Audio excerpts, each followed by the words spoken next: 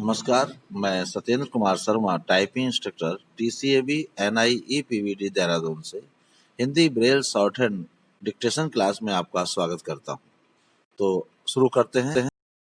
Hindi dictation गति 80 शब्द प्रति मिनट। सामान्य धारणा यह है कि धर्म और विज्ञान परस्पर विरोधी हैं और एक के द्वारा प्रतिपादित सिद्धांत दूसरे के द्वारा निरूपित सिद्धांतों से मेल नहीं खाते।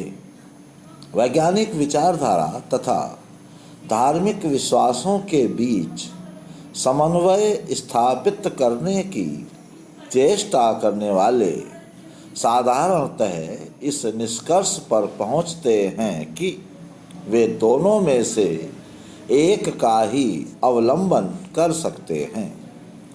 फलस्वरूप पिछली 2 शताब्दियों में जब से विज्ञान ने अपनी विजय पताका फहराई है, वैज्ञानिक सिद्धांतों तथा धार्मिक मान्यताओं का विरोध स्पष्ट रूप से दृष्टिगोचर हुआ है।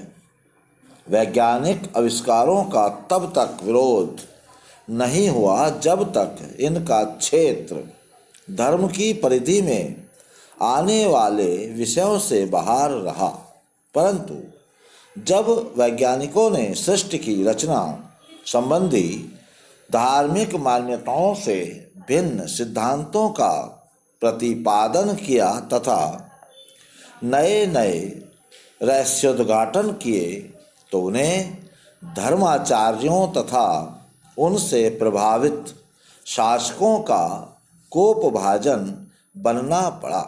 लेकिन यह स्थिति अधिक दिनों तक नहीं रही।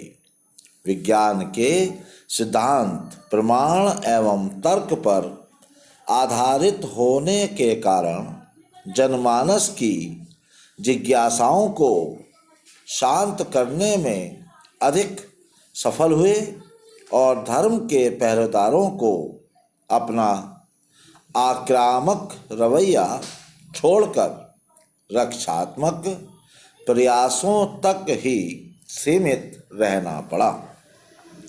विभिन्न धर्मों के उपदेशकों ने विज्ञान की बढ़ती हुई शक्ति को अब पहचान लिया है और अब वे धार्मिक मान्यताओं को विज्ञान सम्मत सिद्ध करने की चेष्टा करने लगे हैं। डार्विन और आइंस्टीन जैसे वैज्ञानिकों द्वारा प्रतिपादित सिद्धांतों का खंडन करने की शक्ति धर्म में नहीं रह गई है। धर्म के पीछे रह जाने का कारण यह है कि धार्मिक मान्यताओं में परिवर्तन उस गति से हो नहीं पाता जिस गति से विज्ञान अपने सिद्धांतों में संशोधन कर देता है। पुराने सिद्धांतों को नए आयाम देकर विज्ञान गौरवान्वित हो जाता है, लेकिन धर्माचार्यों में यह साहस नहीं है कि वे बाइबल, कुरान या पुराणों में लिखित किसी बात की आलोचना कर उसे नवीन रूप प्रदान कर सकें।